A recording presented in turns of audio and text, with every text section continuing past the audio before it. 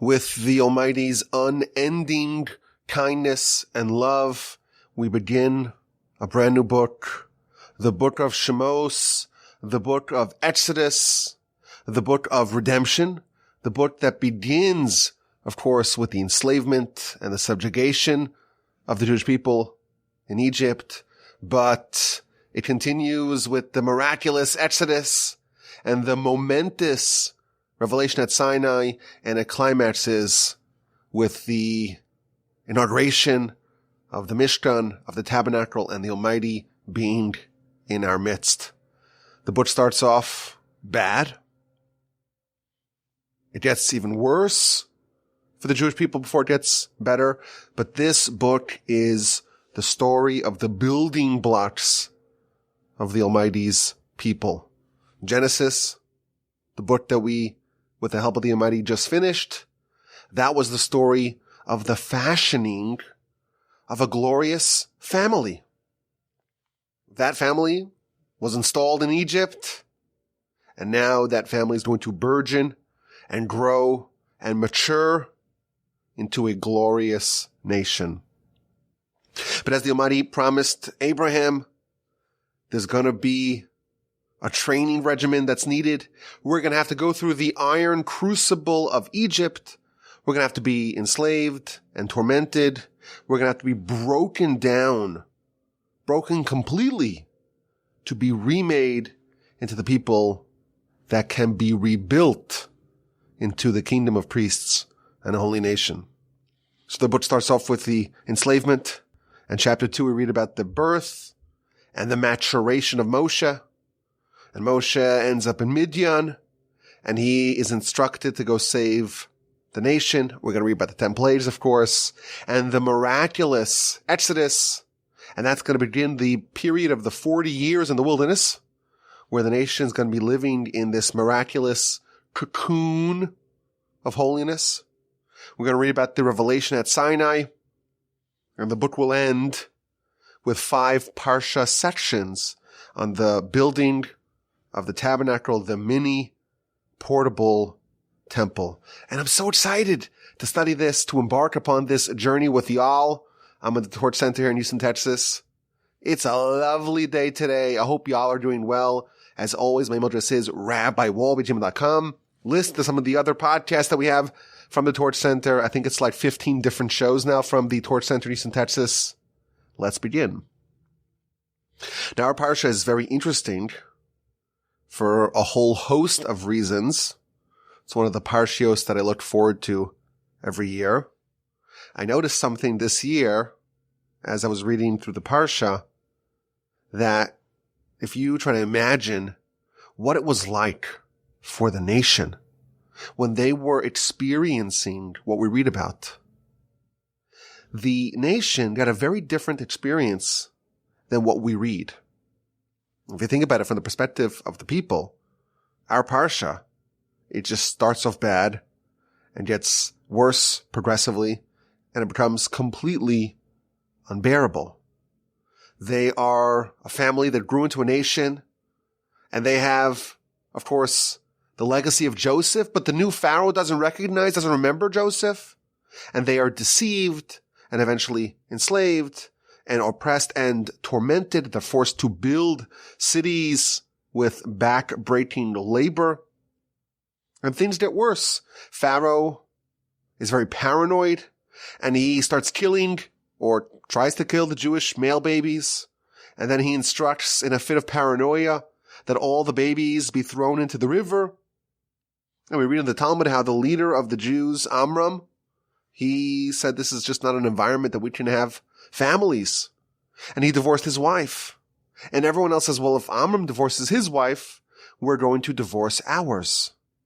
And then his daughter Miriam, Amram's daughter Miriam, she went to him and she told him, well, you're worse than Pharaoh.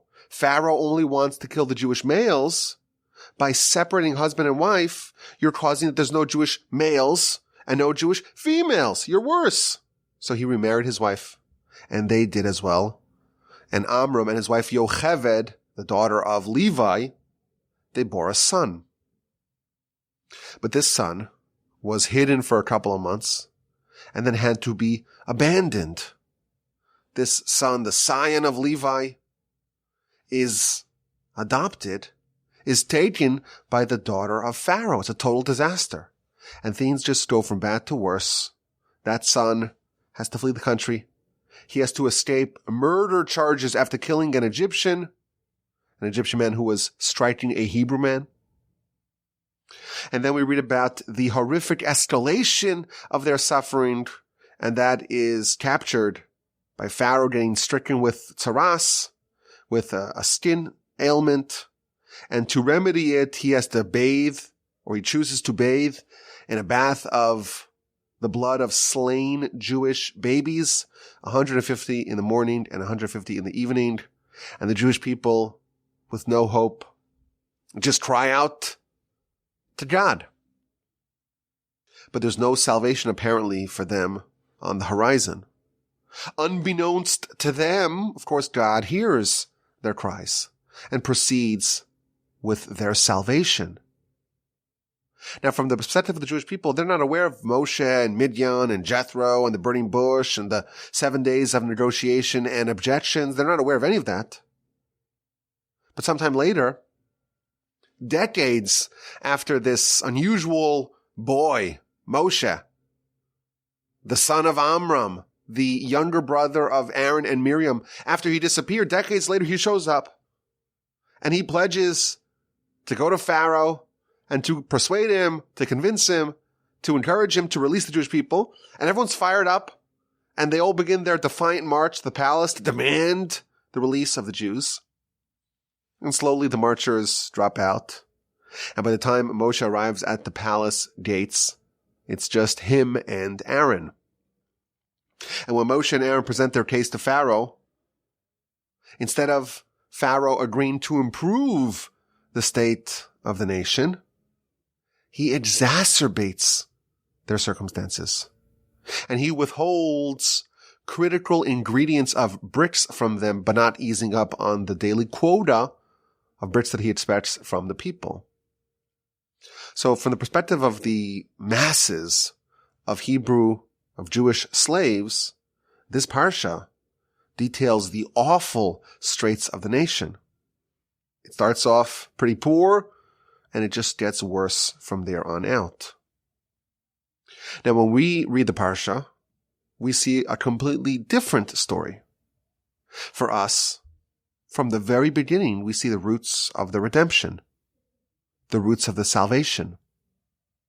The Ramban tells us that this whole book, the book of Shemos, is also called Sefer HaGeula, the book of redemption. From the very beginning, the whole story is one of redemption. And the seeds are planted in chapter 1. God always prepares the remedy ahead of time. Before the malady is even placed upon the Jewish people, God already lays out the remedy. Now, we already know from the book of Genesis, of course, the people who are enslaved, maybe they're not aware of this. Chapter 15 of Genesis, when God promised Abraham that you should surely know that your descendants will be foreigners in a foreign land, and they'll be enslaved and tormented and oppressed by a foreign ruler. And they'll be there for 400 years, and then they will leave with great wealth. Ahead of time, it's already been established. It's already been set in stone that the Jewish people will leave with great wealth. But in chapter 1, we read about these brave midwives. Rashi tells us that these two midwives, Shifra and Puah, they are none other than Miriam and Yocheved, Moshe and Aaron's mother and sister. The king, Pharaoh, instructed these women, you're midwives. You're there by the birth. If it's a baby boy, kill him.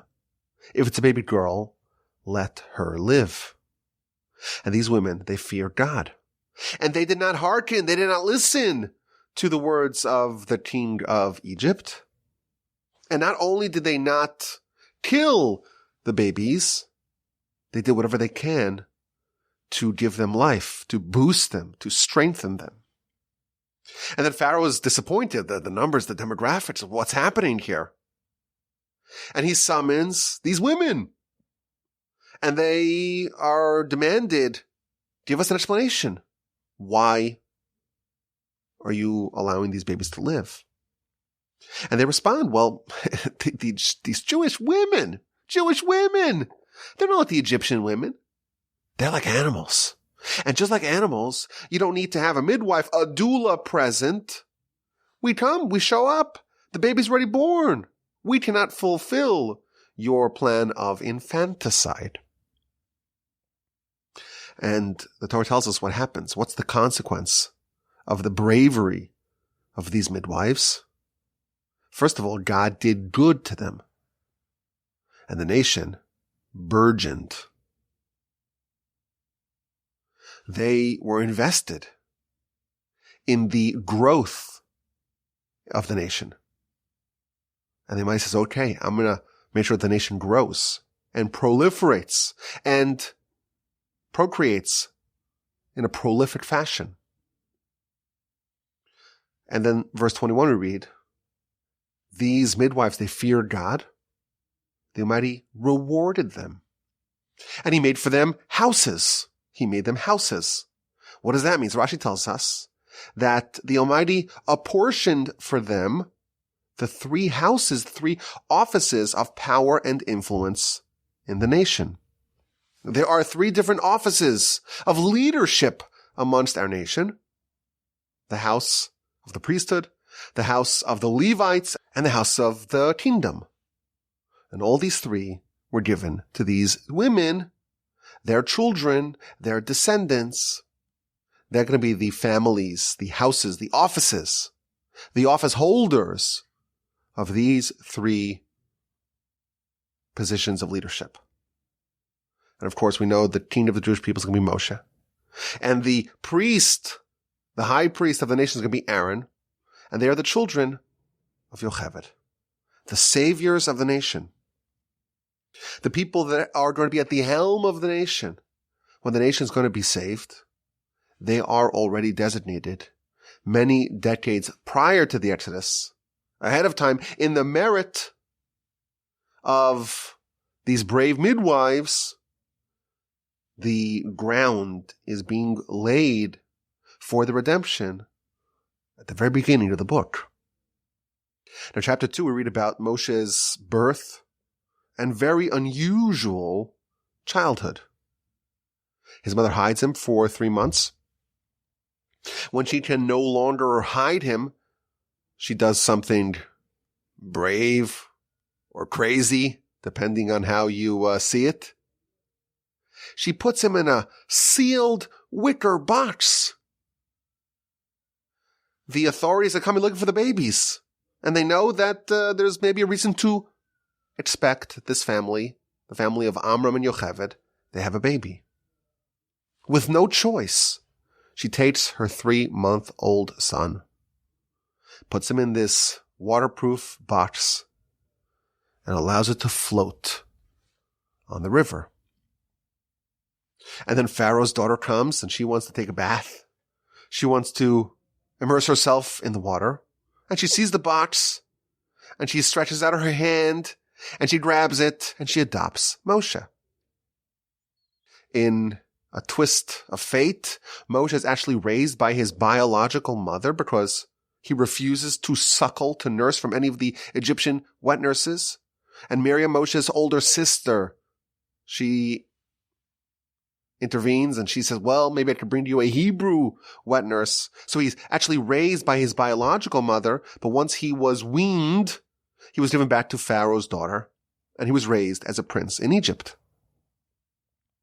Now, the sages and the commentaries note that this is not a coincidence. Moshe, the greatest Jew of all time, the greatest human of all time, the only person who's going to be able to go up to heaven and get the Torah and negotiate with the angels and strike the rock to emit water and to bring us the manna and to orchestrate and oversee and coordinate the Exodus.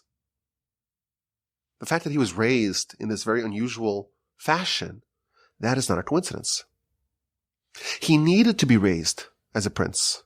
He needed to be raised away from his people. Only such an unusual background, childhood, can prepare him and can give him what he needs to be able to save the nation.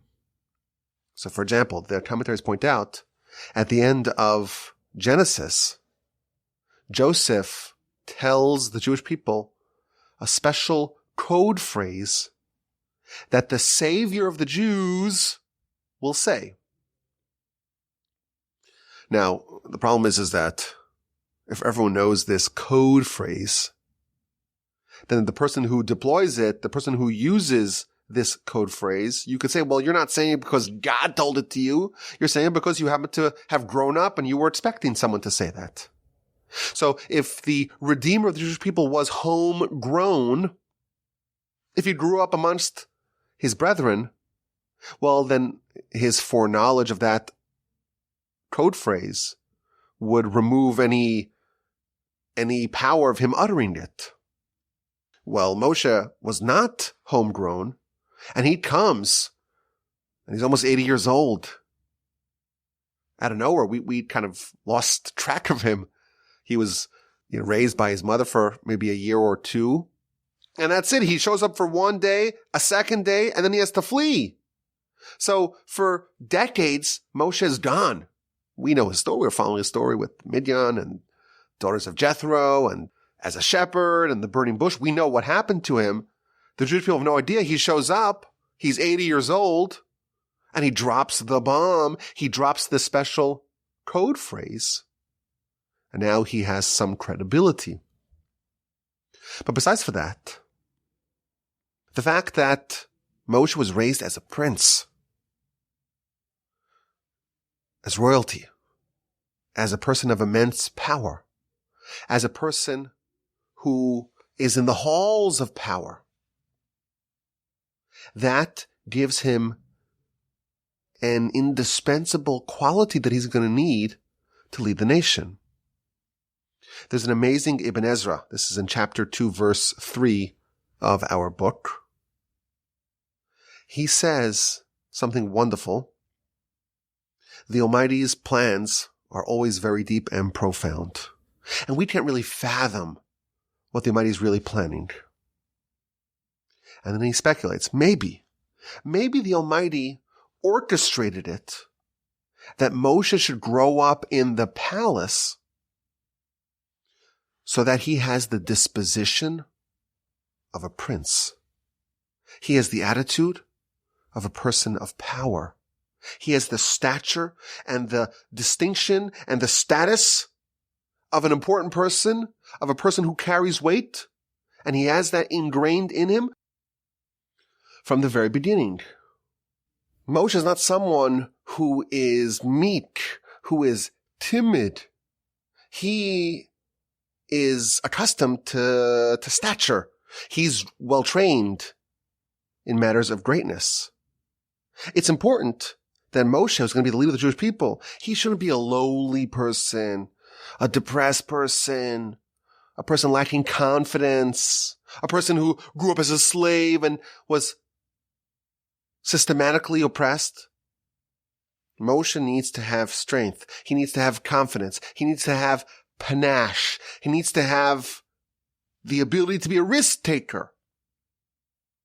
Only someone like that can lead the nation. And the Almighty orchestrated it that Moshe was given the background to be able to have those qualities. He comes out the first day as an adult, and he goes to inspect on the Jewish people, on the slaves, and he sees an Egyptian man striking a Hebrew man of his fellows. What does he do? Right away, he takes action. And he's able to kill the Egyptian because he was behaving in a criminal fashion. And again, he saves the daughter of Jethro. He takes initiative. He's brave. He's bold. He's fearless. Moshe has a degree of bravado, of braggadociousness. He has panache. Where does he get that from? Says the Ibn Ezra, maybe that's why the Almighty made him grow up as a prince. He needed those training grounds to be able to be this great leader. He had to have a rich, powerful person's attitude in order to be the great leader of the nation. This is all part of the grand plan. He was given the strength, the bravery, when he grew up in the palace.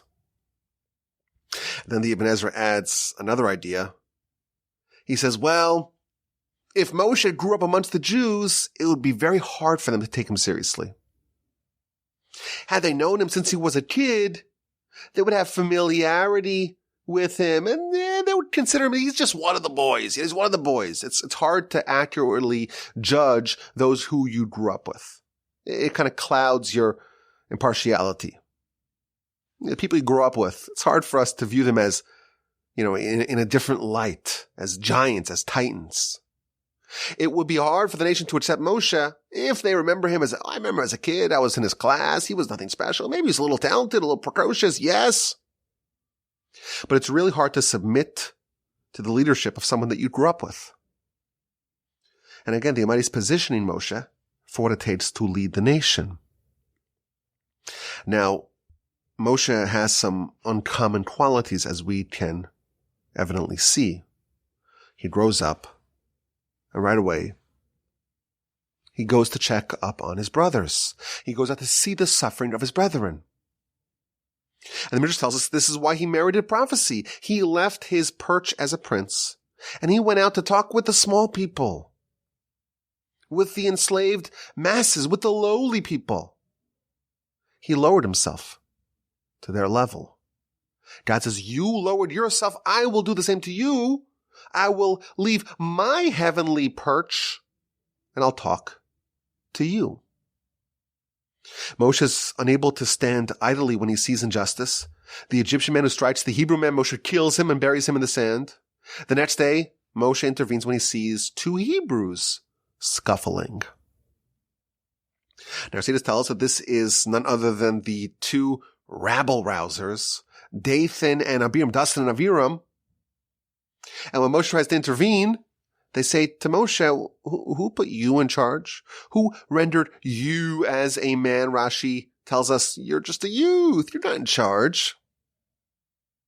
I think this does show us the difference, or this does sharpen for us the contrast between Moshe and the masses. They viewed leadership as something you have to get appointed to. Who appointed you? Who made you in charge? And who did, in fact, make Moshe in charge? Why was he intervening in a matter that's really not any of his business? Well, Moshe was someone that took initiative. He didn't sit idly when he thought something was wrong. When he saw something that was corrupt, that was unjust, he right away intervened. And he had the confidence to do so. The Jewish people, on the other hand, the masses, they were depressed. They were downtrodden. They were marginalized. Their true abilities, their greatness, was not allowed to shine. They didn't have the flexibility and the environment where they could feel confident to take initiative. But Moshe grew up as a prince. He had confidence and he had boldness and verve, and he takes initiative. And he's comfortable to stand up for what was right, even without being formally appointed. Even with strangers, Moshe has the confidence, the Panache, to speak his mind. The Jews had reached the point where they told Moshe, who appointed you? Who made you in charge? Now these two, they reveal what happened the previous day, and Moshe is placed on trial, and he has to escape to Midian, and there he marries, and he spends many decades tending to flock. The Midrash tells us that this too was part of the training of Moshe. His destiny was to lead the nation like a trustworthy shepherd. And Moshe got some reps first with the flock of Jethro. And the Midrash tells us that Moshe was inspected, was tested, first with the flock of Jethro before he was given the flock of the Jewish people. And it tells us a story, this really sweet story of Moshe. He was leading the flock of Jethro in the wilderness, and a kid, a baby goat, escaped. And Moshe chased after it. And the goat arrived to this oasis that had some water and started drinking. And Moshe, after chasing down the goat, he says, "Oh, I didn't know that you were thirsty. You must be tired." And he lifted the goat and placed the goat on his shoulders and started walking back. Says the Almighty, look at this person. Look at Moshe. Look at the delicateness of character that he has. Look at the mercy that he is displaying. Not even with humans, with sheep. He has the qualities to be the shepherd of the Jewish people. Moshe, again, is being presented with the kind of training and the kind of qualities and exposure that he would need to go lead the nation sometime later. Now we also see that Moshe had to experience some dynamism. He was not stagnant. He was not complacent. He had a tumultuous childhood where he was a prince and he was in Egypt, and then he had to flee and he had to kind of be in a different environment, and that's always the grounds to level up as a person, as we know. When you leave your background, you go to the unknown, just like Abraham before him. You leave, you abandon your hometown, your place where you grew up, the place where you're comfortable.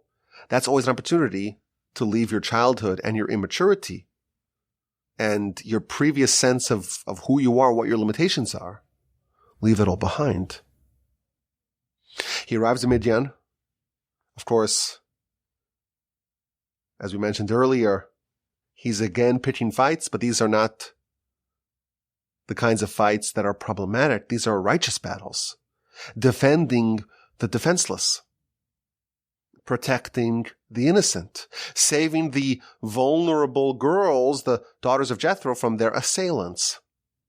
Moshe's Panache is present again. And we read about the expanded episode of the burning bush. Moshe is selected, and after a series of objections, agrees to go save the Jewish people. And he arrives out of nowhere, and he mobilizes the leaders of the people to action, and they begin a march to the palace. And the message that they're going to convey to Pharaoh is fierce.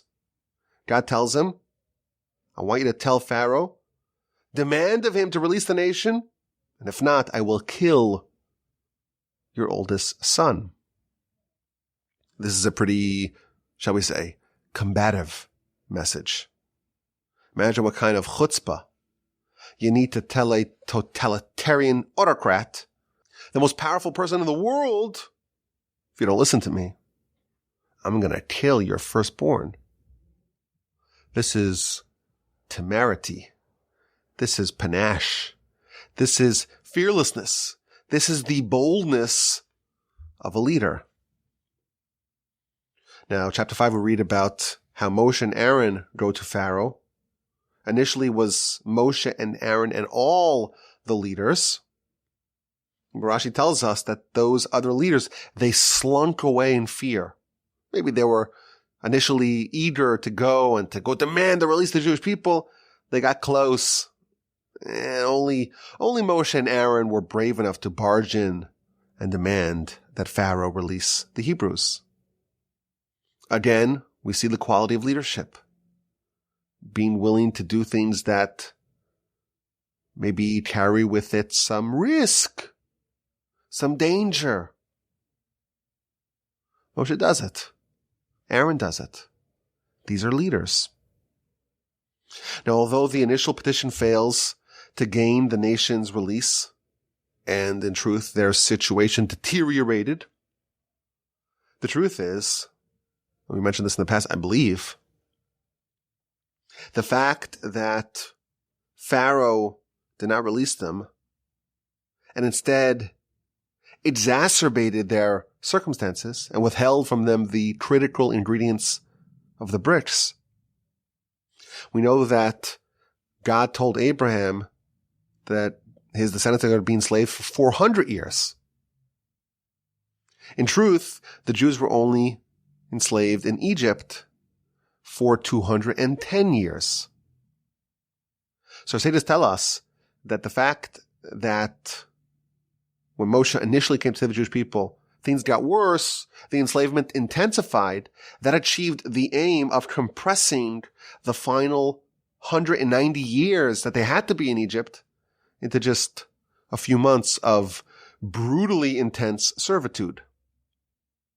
So the grand scheme of things, the intensification of the servitude was actually another step in the direction of the redemption. So it's really interesting when we read our Parsha, for the Jewish people, it's just a story of bad to worse to absolutely unbearably awful. But from the perspective of God, from the perspective of the Torah, every part of the story, it's one of redemption. You have the preparation of Moshe, the houses that Moshe's relatives earned on his behalf. And we have the training of Moshe and the positioning of Moshe for giving him what he needs to lead the people out of their servitude, laying the ground for the grand exodus. Moshe is armed with the tools that he needs to save the nation. Of course, chief among them is his indefatigable panache and bravado, the quality of a leader who doesn't just sit idly, who takes initiative and is fearless. Now we can also speculate that as they say, the apple does not fall far from the tree. If you think about it, what does his mother do? 3 months are up. I have to do something with my kid. It's just a crazy situation for a parent to be placed in. What does she demonstrate? She demonstrates the same quality. Comes up with this bonkers plan to place Moshe in a floating bassinet, being bold and being fearless and not being weakened by impossible odds. The bravado of a leader that's already present in his mother.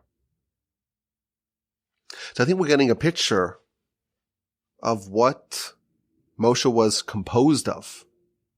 What are the qualities that made up this great lead of Jewish people? And Moshe is being prepared in our Parsha. We don't see the fruits of it till next week. But the seeds are present here. Moshe is being prepared for his critical role in spearheading the Exodus. And even though the nation cannot sense it, they cannot perceive it, everything is getting into place. Everything is aligning for their redemption. I want to take this a step further.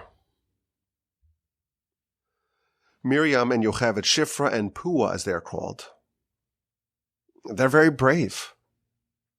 Pharaoh gives them a direct order.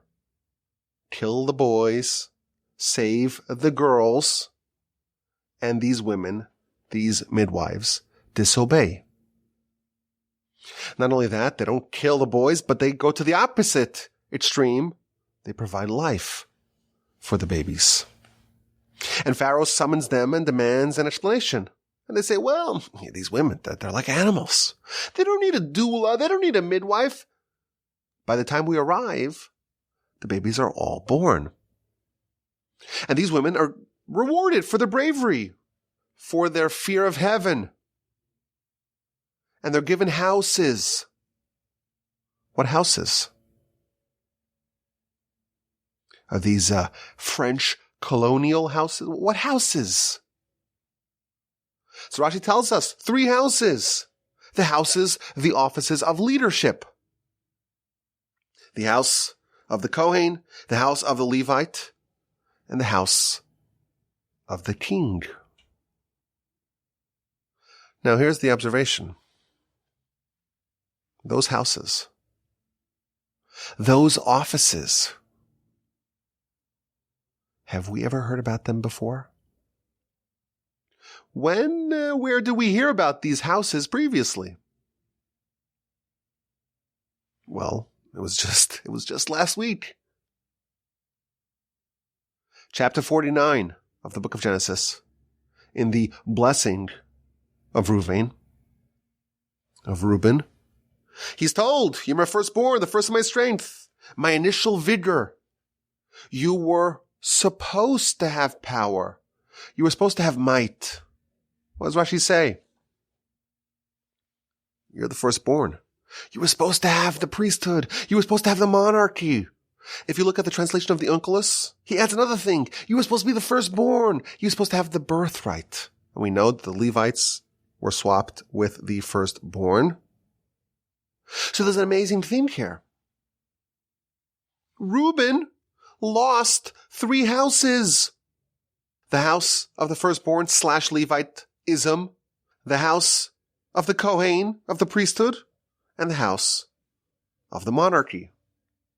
And these 3 houses, these 3 offices that Reuven lost, those midwives, Shifra and Pua, Yocheved and Miriam, gained. Now he lost it because he intervened in Jacob's sleeping arrangement. He pulled the primary bed from the tent of Bilhah to the tent of his mother Leah.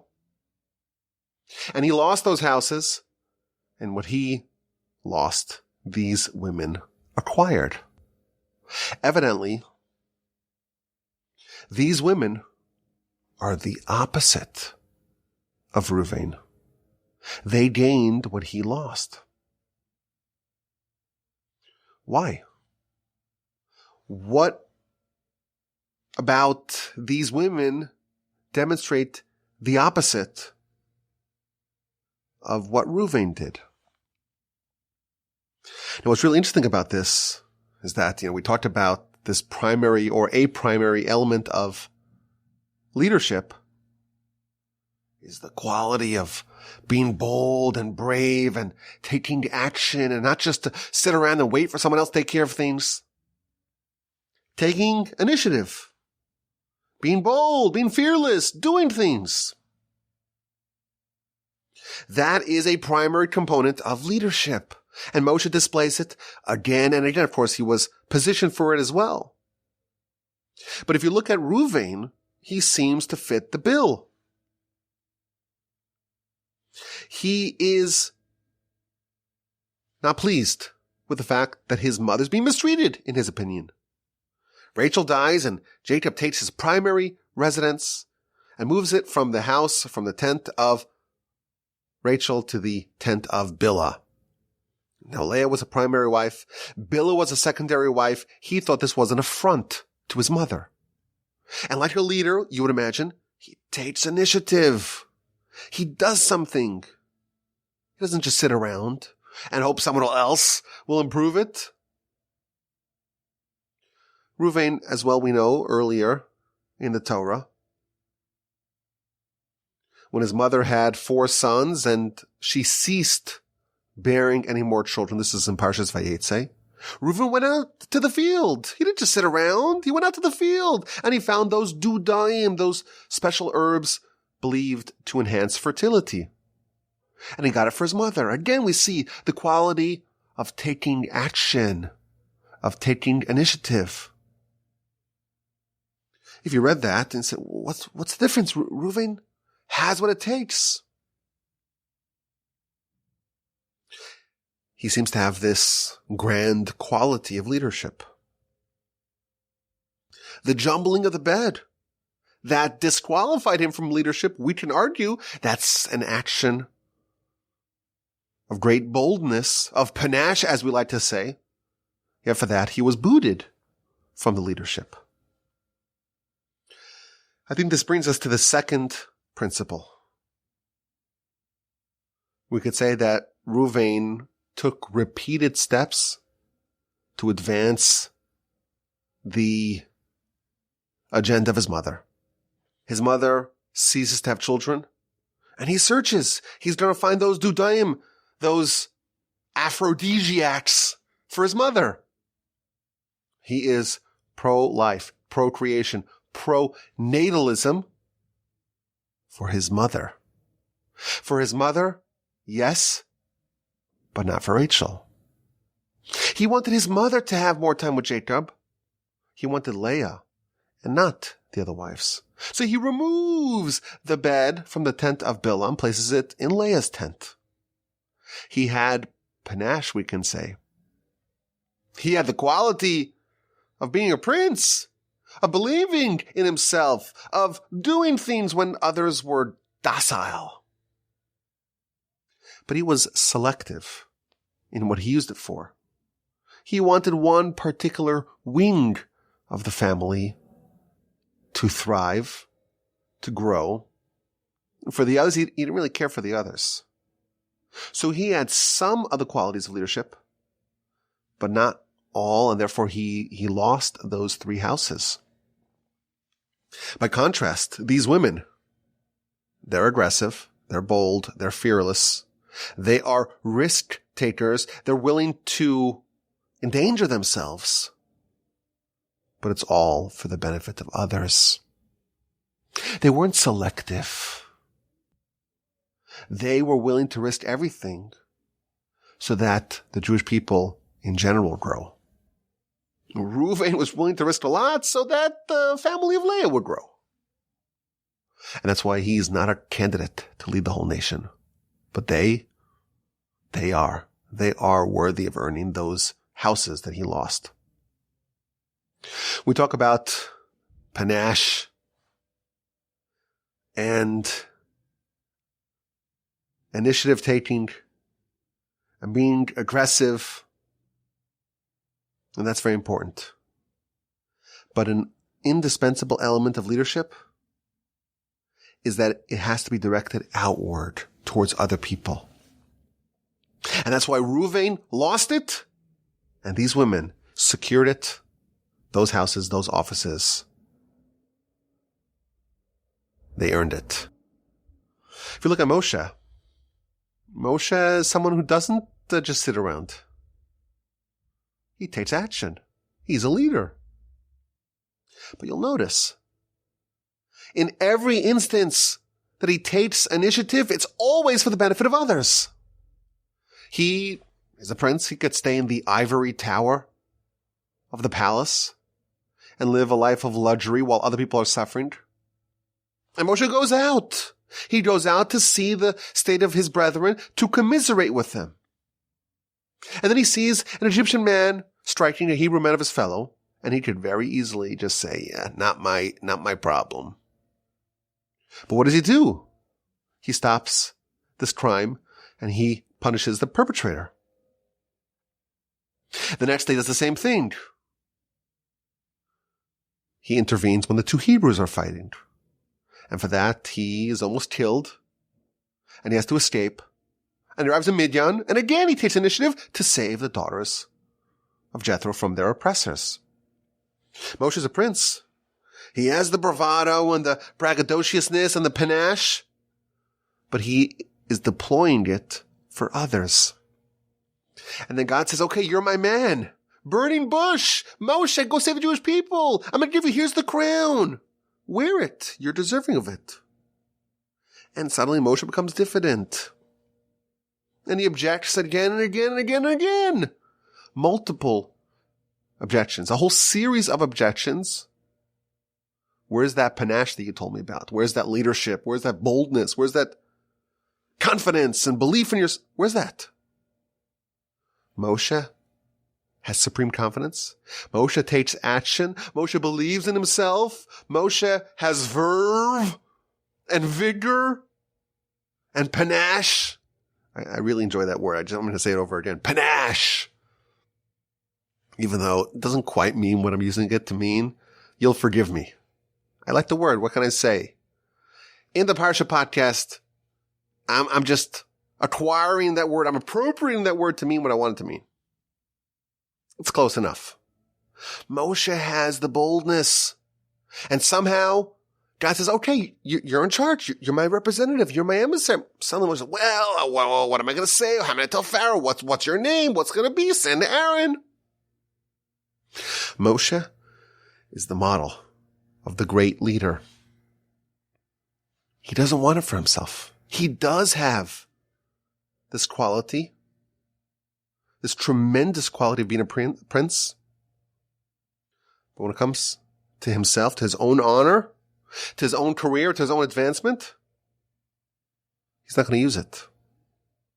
He's the consummate shepherd, committed to caring for others exclusively. For others, he's willing to endanger himself completely. For himself, nope, not interested. For 7 days, the Almighty and Moshe discuss this, until finally Moshe relents and goes to save the Jewish people. Now, it's also interesting, we pointed this out in the rebroadcast as well. The verse in chapter 5, verse 14 talks about the Jewish officers who were struck when their underlings were unable to produce sufficient bricks. Rashi tells us that these officers, they had a very bright future. They became the leaders of the Jewish people. Moshe was told to go select 70 elders. This is the first Sanhedrin, the first governing body of the Jewish people.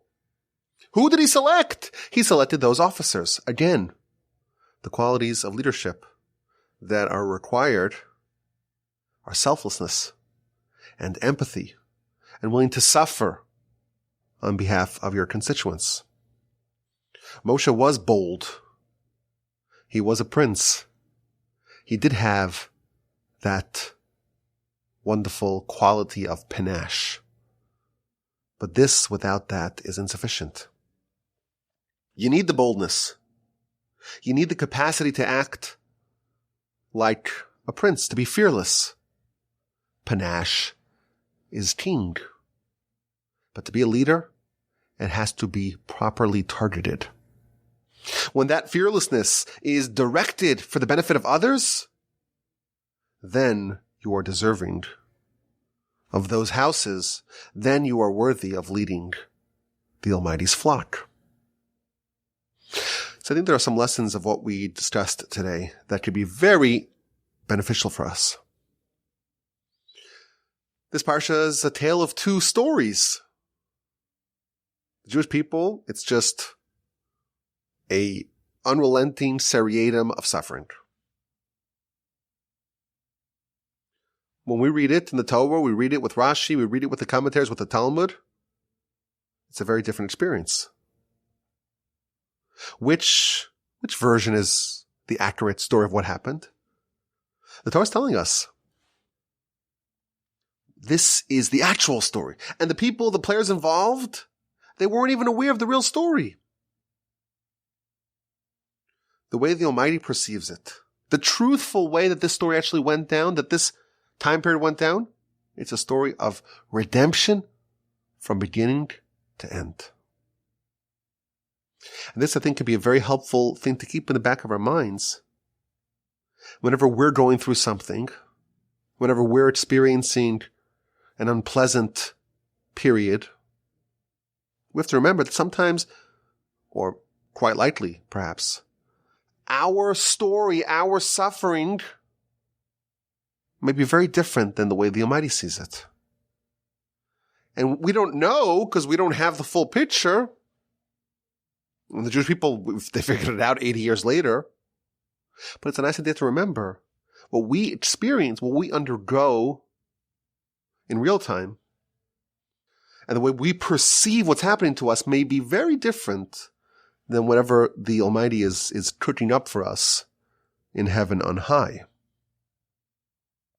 Another idea, another very important idea. The Jewish people were subjected. with all manner of torture, of subjugation in Egypt. But one of the most insidious forms of subjugation was that they were led to believe that they were slaves, that they weren't capable, that they had nothing going for them, that they had no hope, that they weren't special. They're not princes and princesses. And Moshe's not like that. He's brave, he's confident, he's aggressive, of course, in a targeted fashion. But the Jews as a whole, they were meek. They were submissive. When Moshe intervenes in a fight, they say, well, who put you in charge? This is a terrible thing to say. You're descendants of Abraham, Isaac, and Jacob. Descendants of the greatest beacons of light the world's ever seen. You're elevated. You're distinguished.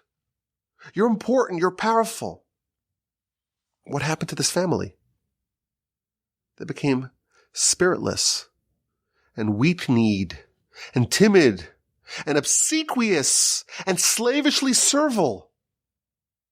Now, Moshe, of course, he was deliberately made to be raised in the house of Pharaoh to have that extra confidence and extra spirit. But really, we're all like that. Sometimes we forget. My study partner, Rabbi Byron, he showed me an incredible midrash. An unbelievable midrash. I hope to go through this midrash at length sometime in the future. It tells a parable of a princess. Somehow, she was lost to her family, and she ended up having to beg and to gather the little scraps of food like a beggar. And one day, the king was riding by, and he sees this girl. She looks familiar. She's his daughter. Right away he goes, and he redeems her. And she's now a princess. And she's sitting in the palace, and she's in the chariot. And all of her friends, who she grew up with on the streets, they can't believe what happened. Well, what happened to her? And they're incredulous. Yesterday you were with us, picking up scraps of food, trying to collect something, hand to mouth, paycheck to paycheck. And look at you now. You're a princess. You're sitting in the halls of power. How'd this happen?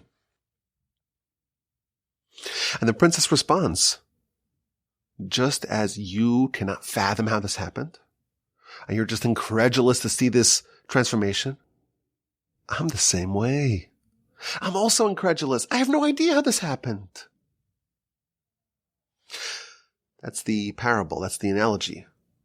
So to the Jewish people, they were in Egypt, and they were enslaved, and they were forced to work with mortar and bricks in very demeaning jobs, in very base jobs. And they were hated and disdained and ashamed, and they were the lowest of the low, the lowest of the spiritual strata. What happened? They were released, and they were redeemed. They ascended to great heights. They became princes and princesses of the whole world. And the whole world looks at them and says, how'd this happen? They were incredulous. Yesterday, you were in Egypt, and you were enslaved, and you were tormented, and you were depressed, and you were oppressed. And you're working with mortar and bricks, the lowest, most menial of jobs. And now you're the masters of the world. How did this happen? Israel will respond, just like you don't know, we don't know. We too can't believe how this happened. But we know the answer. They always were princes and princesses, just like the analogy. The daughter of the king was always the daughter of the king. The circumstances were such that she just forgot about it. That's what things were like in Egypt. It was a whole nation of princes and princesses, with the exception of a few The Levites maybe, Moshe, of course, in an outsized way. They were positioned in a way that they just didn't know about it. I think this is an important thing for us to remember. We're the same people. We're the same descendants. We have this quality coursing within us. And we were placed here to do great things. We can never forget. We come from very choice stock. Never forget that we're princes and princesses. Never fall into despair and depression and any feeling of ineptitude. We have pride. We have greatness. We're the children of the Almighty. And yes, circumstances are not always so pleasant. And it may be surprising to us when we discover what we really have within us. But it's there. And it's latent sometimes. But it's always within us. Something happened yesterday. I have to tell you the story. We're sufficiently deep into the podcast that I know it's not going to get to any of the people involved for more than one reason. It's about my son Yehoshua. You know, one of the only things that my kids agree upon is that there's almost anything that they prefer to do than to listen to one of these podcasts. And even if they do listen to it, there's no way they're getting this far into the podcast. Most of y'all, of course, probably dropped off already. But my son, he's in 8th grade here in the local school, local yeshiva here. And they have a basketball league where they play other schools. And there's the 8th grade has a team and the 7th grade has a team. There are the Bolts. I had suggested different names. I said, well, don't be the Bolts. I said, you could be the Wranglers. Or you could add a whole list of great names that I thought were better. But they went with the Bolts. Okay. But they all have their jerseys and everyone's really proud of it. And Yoshua selected number 17 for obvious reasons. And last night they were playing another school. It was actually a group of homeschooled kids. And they had 2 games back to back. 7th grade, their 7th grade versus our 7th grade, and their 8th grade versus our 8th grade. Now, I've never gone to any of these games. I don't know. I didn't even know that it was a thing to go.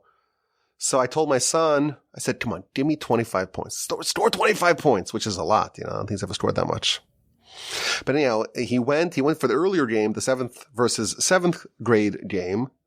And I kind of forgot about it. And it was kind of quiet in the house. And I told my wife, I said, let's go. Let's on a whim, we decided to take the little kids and to go to the school. We get to the school. The game hasn't started. The first game was finished. And our 7th grade boys had lost their 7th grade boys. And the game was about to start. And I told my wife, I said, these other kids, they're massive. They're huge. There's 3 kids over 6 feet tall.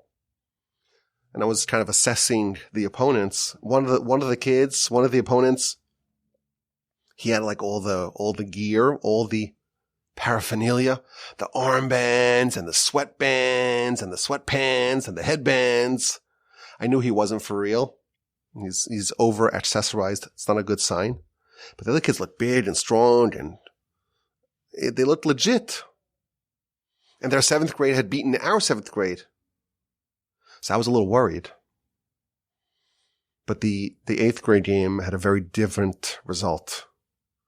Our team, the Bolts, I think they jumped out to a 12-0 lead. And they played great.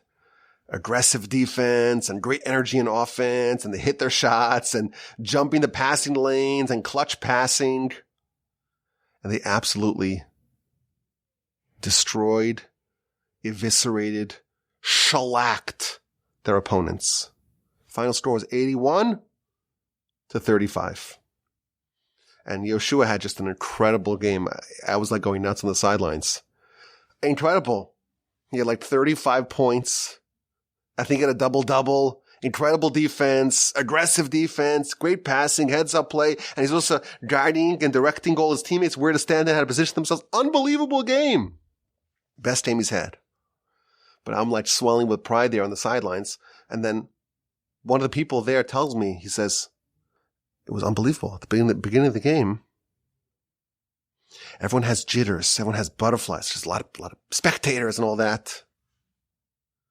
But your son Yoshua, right away, at the very beginning, fearless, he's bold, bravado, panache. I'm telling you the story because it just made me so happy. But I was just delighted. Maybe we're doing something right here. The kid grows up, you have to realize, what do you mean this other school, these kids are so big? You could beat them. You could win. You're a prince. We're princes. We're princesses. There's nothing that we cannot do. We take charge. We could be bold. Take initiative. Be a risk taker. But we have to remember, if we want to lead others, that great power must be directed, must be guided, must be targeted for the benefit of others. Those two are a magical combo. Okay, let's get to our question of the week in the Parsha podcast and in general with all the Torch podcasts.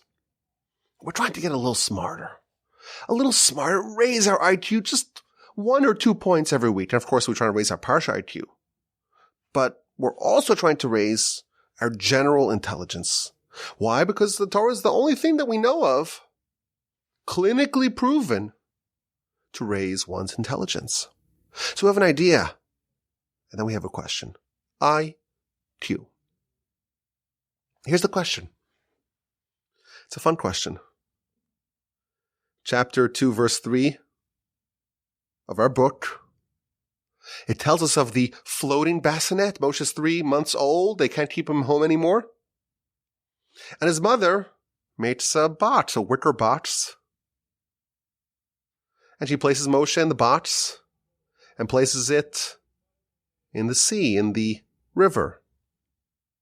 And we're told that she caulks it, she tars it, she seals it with chemar and zafes. Bitumen, they translate it, and pitch. Here's the question. Why is this important? Why is this germane? Why is this salient?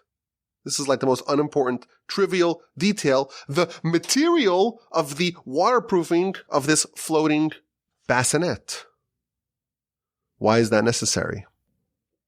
So Rashi, of course, quotes the Talmud that tells us that the foul-smelling material was on the outside, and the more tolerable smelling material was on the inside, and that's because Moshe, the tzaddik, or the future tzaddik, he shouldn't have to smell something bad. I saw something incredible in the writings of the Gaon of Vilna.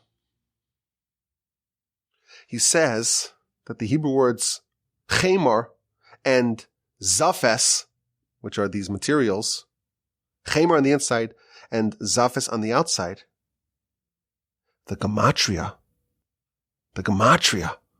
the numerical value of chemar is 248, which corresponds to the 248 positive mitzvahs. And there are 365 negative mitzvahs. And how do you spell 365? Shin Samachei. And the expanded gematria of those 3 letters, Shin Samachei, equals Zephes. Incredible. The inside, the gematria corresponds to 248. The outside, the gematria corresponds to an expanded 365, corresponding to the negative mitzvahs, the prohibitive mitzvahs. There's no part of the Torah that's trivial, that doesn't contain any secrets. But I think there's also a deep insight in this.